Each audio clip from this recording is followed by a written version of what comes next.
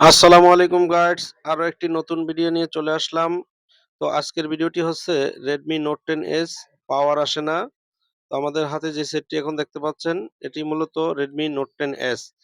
এই সেটগুলো বিভিন্ন কারণে এই প্রবলেম হয়ে থাকে। মাদারবোর্ড শর্ট হইলে এই প্রবলেম হয়ে থাকে, সিপিইউর সমস্যা হইলে এই প্রবলেম হয়ে থাকে। তো এখন এই সমস্যাগুলো কিন্তু প্রকট আকার ধারণ করেছে। আমাদের কাছে প্রায় প্রতিদিনই দু একটা এরকম এই প্রবলেম নিয়ে আসে কাস্টমার। এই প্রবলেমগুলা হয়ে থাকে বেশিরভাগ ক্ষেত্রে সিপিইউ থেকে। তো এই প্রবলেম সিপিইউ থেকে এই প্রবলেমগুলা যখন হয় তখন অনেক সময় দেখা যায় কোনটা পাওয়ার আসে না, কোনটার ক্যামেরা আসে না, কোন সেটের স্পিকার বাজে না।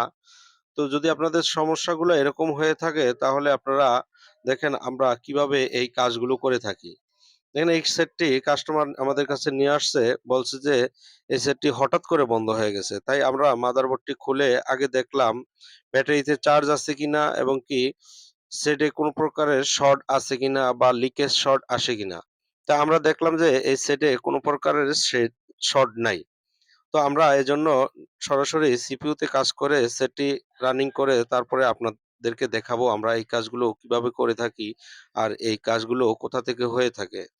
তো বন্ধুগণ, বর্তমান সময়ে যে সিপিইউ গুলা থাকে এই সিপিইউ গুলার নিচে পেস্ট দেওয়া থাকে, ব্ল্যাক পেস্ট থাকে।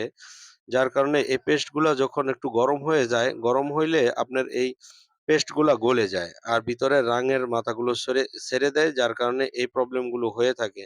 এখন কিন্তু আপনার যেকোনো সেটই এই ধরনের প্রবলেম হইতে পারে। যে সেটগুলা আপনার একটু বেশি বাজেটের এই সেটগুলাতেই এই ধরনের সমস্যা হয়ে থাকে। তো দেখতে পাচ্ছেন আপনারা আমরা এই সিপিইউটি ওঠানোর জন্য আমরা প্রথমেই ব্ল্যাক পেস্টটি ছাড়িয়ে নিছি। আশেপাশে আইসির চারপাশে যে ব্ল্যাক পেস্ট থাকে সেই ব্ল্যাক পেস্টটা আমরা প্রথমে ছাড়িয়ে নিব। তারপরে আমরা সুন্দর করে এই আইসিটি উঠিয়ে নিয়ে আসতে হবে। দেখেন এই আইসি উঠানোর ক্ষেত্রে যদি আপনার হিট অনেক অতিরিক্ত হয় তখন আপনার মাদারবোর্ডটি ফুলে যেতে পারে বা আইসিটি সিপিইউটি নষ্ট হয়ে যেতে পারে। একটু ভুল কাজ করতে গিয়ে অনেক সময় অনেকের সেট ডেড হয়ে যায়। তখন কিন্তু এই সেটগুলা আর কখনোই ঠিক হয় না। অনেক সময় আইসি চেঞ্জও করা লাগে। তো বেশিরভাগ ক্ষেত্রেই আপনার এই আইসি গুলা রিভলভ করলে তারপরে হয়ে যায়। তো দেখেন বন্ধুগণ, আমরা এই সেটের সিপিইউটি উঠিয়ে নিয়েছি খুব সুন্দরভাবে। তো আপনাকে দেখতে হবে এই যে আশেপাশে যে টিনের যে প্যানেলটা থাকে এই প্যানেলটাও কিন্তু গুরুত্বপূর্ণ। এটা উঠানোর সময় অনেক সময় বোর্ডের থেকে লাইন উঠে যায়। তো যেই সিপিইউ গুলার প্যানেল উঠানোর প্রয়োজন পড়ে না সেগুলা না উঠিয়ে আমরা এই কাজগুলো করে থাকি যতটা সেফ রেখে করা যায়। তো বন্ধুগণ, দেখেন এই যে ব্ল্যাক পেস্ট ছাড়িয়ে আমরা আইসিটি কিভাবে রিভলভ করি তা আপনাদেরকে দেখাচ্ছি। আপনারা এই ভিডিওগুলো লাইক, কমেন্ট এবং শেয়ার করে পাশে থাকবেন। তাহলে আমরা এ ধরনের সুন্দর, সুন্দর কাজের ভিডিওগুলো আপনাদের মাঝে ছড়িয়ে দিব। তো বন্ধুগণ, এই সেটটি আমাদের কাছে আমাদের এই কাস্টমার ভাই গত ৩ দিন আগে নিয়ে আসছিল।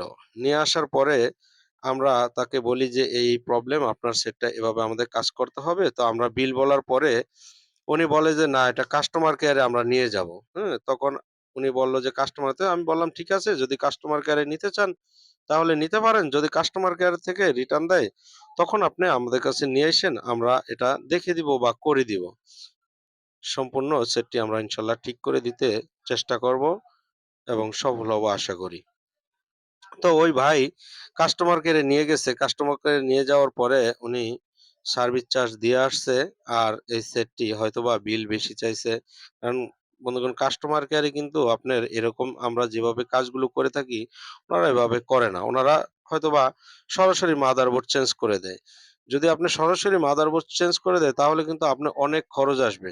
এখন একটা সেট যদি আপনার ৮-১০ হাজার টাকা লাগে ঠিক করতে, তখন কিন্তু আপনি ঠিক করতে চাবেন না বা ওই সেটগুলা এত টাকা বাজেট নিয়ে ঠিক করাও উচিত না।